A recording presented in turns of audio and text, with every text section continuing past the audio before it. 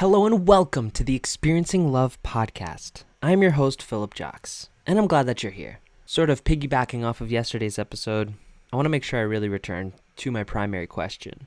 How can I experience even more of God's love right now? How can I experience even more of God's love right now? I feel the urge to talk about the importance of having a vision for your future. Having a vision for your future is part of what gives you purpose. Having a vision gives you something to be excited for, something to work towards. When I feel like I have a vision in mind, I feel driven. I feel excited to wake up in the morning. And I also have this belief in my visions, that they're not just visions, they're outcomes that I will achieve. That's part of what makes a vision different than a dream, because I may have a lot of different dreams, but when I commit to a vision, when I commit to really seeing it in my mind, if I imagine what I'm hearing, imagine what I'm smelling, imagine what I'm feeling emotionally, that's what changes it from a dream into a vision.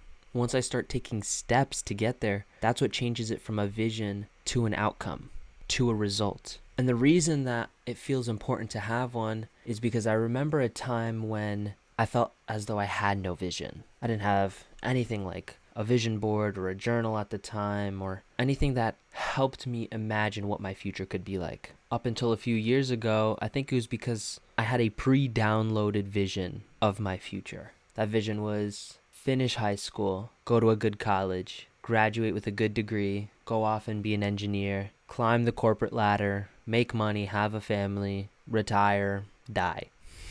I say that was pre-downloaded because when I consciously questioned it later on, I realized that that's not what I was looking for. The only thing from my previous vision that I truly wanted was a family. I knew I wanted to start a family, to create a family. I knew I wanted to have people that I can turn to for love and support. I knew I wanted to teach my kids everything that I have to learn. And now when I look back, I genuinely question, what was I going to teach my kids? I know what. I was going to teach my kids the same pre-downloaded vision that I was given because I never stopped to question it. And I would have taught my kids not to question it either. Although I was given this download from family and from teachers in school and from society growing up and books and movies and all the different media that I could take in, one thing that I'm really grateful for is how I was also taught to be curious, to question things. It's taught me to question practices and traditions. It's taught me to question habits and routines. It's taught me to question my emotions as to why I'm feeling a certain way. And it's also taught me to question my environment. Where am I? Who do I surround myself with? When I started to get curious and I started to question my vision, especially noticing that it wasn't for me, it opened my eyes to, okay, if that wasn't for me, what is? What is my path? What am I supposed to do? If I'm not meant to go to college, or at that point, if I'm not meant to complete college, and I'm not meant to have the degree and become an engineer and, have the family and then retire and die and whatever the old path I believed was, what is my path? What am I meant for? And to get to where I am now, it took a lot of soul searching. I held on to that skill of curiosity and I really nurtured it. Like with many other skills, if you don't use it, you lose it. When I got better at being curious and I started to question things more, I noticed that the quality of my questions got better. And with quality questions, you get quality answers. If you don't like the answers you're getting to something, you're probably not asking the right questions. If you're getting stupid answers, that means you're asking stupid questions. So I started asking the right questions. And I started to figure out, who am I? What do I want? What's the life that I want to live? And while my current visions are still heavily influenced by culture or should I say pop culture and media and family and their desires and my social circle, I've noticed that I may want material things, but deep down I'm looking for emotions. I had to get really clear on what were the emotions that I wanted to feel. I want to feel a certain way in the future. I know that feeling is love. I want to love my life. I want to love what I do. I want to love the people around me. I want to love where I live. I do those things now. I feel that way now. And what I also love is growth. And I love that I don't have to stop here. I can keep going. So back to the idea of what I want to teach my kids. I want to teach my kids to be curious. and I want to teach my kids to grow, and I want to teach my kids to have big visions, and I want to teach them to not stop. And by not stop, I mean, I don't want them to play small. I want them to dream big, envision big, achieve big outcomes, however big they want, because I also want to teach them the importance of impacting the world and helping the world. And when it comes to giving an impact, I never want them to hold back. I want them to give as one of their core values. And I want them to love. I want them to love, and I want them to give, and I want them to grow. And I mostly want those things because those are my core values. I want to feel those things in the future. I want to experience those things in the future. I feel like I got a little bit off topic, and that's all right. I think back to the time when I didn't have a vision, when I felt truly lost, truly confused. I appreciate that time because it's also helped me to appreciate the presence of a vision.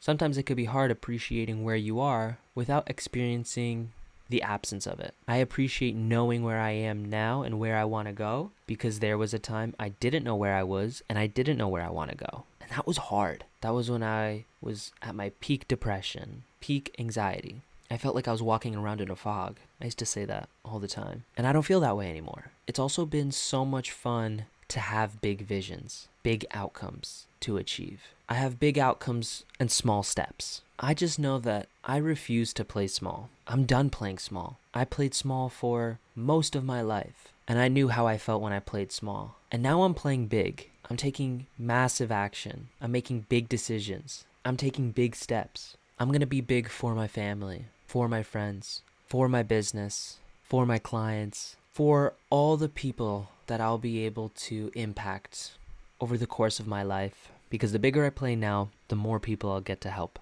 I know that for certain. And that's why I can't play small anymore. I also know that I want to have a lot of fun in my life. And I have fun when I give, and specifically when I'm able to provide someone with a smile, with a good feeling, with something that they might not normally provide for themselves. That might be a gift. That might be a trip. That might be a hug. I'm so excited for this year because this year I've committed to a lot of big things and I know they're going to happen. In a weird way, I know they're going to happen because I know they're going to happen. It's almost this like self-fulfilling prophecy kind of thing that because my belief that they're going to happen is so strong, I know I'm manifesting it and that it'll happen. And this is just from months of manifesting already. I just recently looked at an exercise I did last August. And in the exercise, it had a bunch of action steps and goals that I wanted to achieve. When I looked at my responses from then, I noticed that every single action step that I put on that list, I've completed. And one of those action steps on the list was labeled big step. And I looked at that big step and I said, whoa, I made this happen. I knew this is what I had to do back then. And I made it happen only 2-3 weeks ago. But it is so amazing to look back at that list and to say, I can check off every single things off of this list. It's with that same certainty that I know that this year and everything that I plan for this year is going to happen. It's not going to happen by me sitting back. It's going to happen by me taking action.